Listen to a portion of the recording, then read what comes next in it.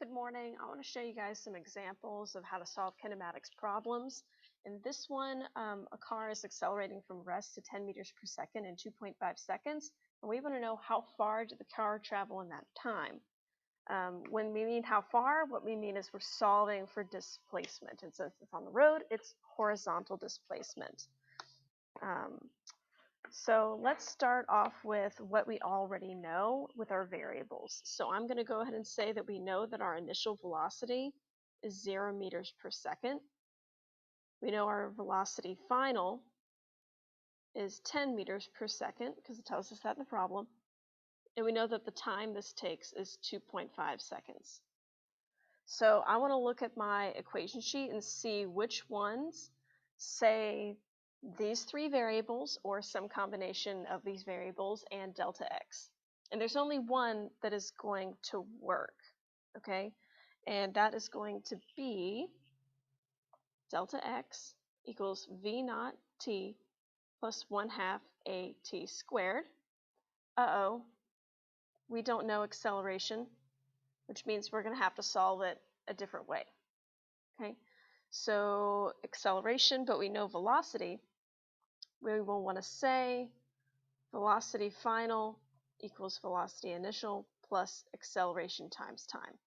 So if I can solve for acceleration in this variable, in this way, then I can plug it in the first equation and solve for it. So I want to get acceleration by itself first.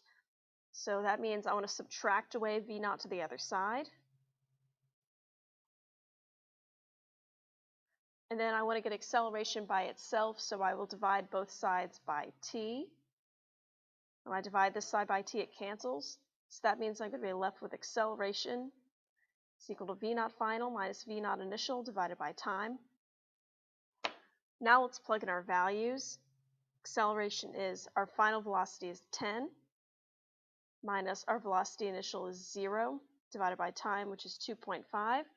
So we want 10 divided by 2.5, which is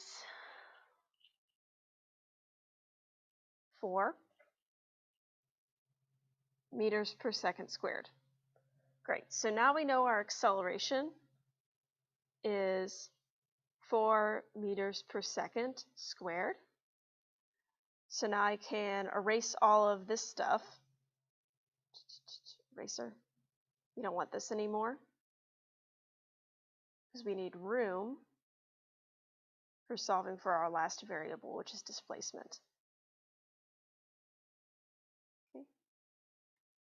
So I look at this formula and I see, okay, I've got delta x, I've got v naught t, I've got 1/2 at squared. It's already set up, so I'm solving for the exact thing I want, which is delta x. So all I have to do is plug in my values. So delta x equals v naught is 0 times time is 2.5 plus 1/2 times the acceleration, which is 4, times time squared, which is 2.5 squared. Okay, and make sure that squared is only applying to that 2.5.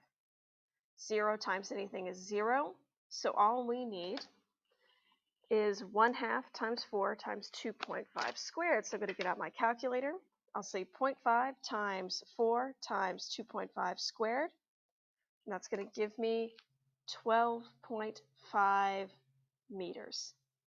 And that's it. We're done. All right, if you have any questions, please ask.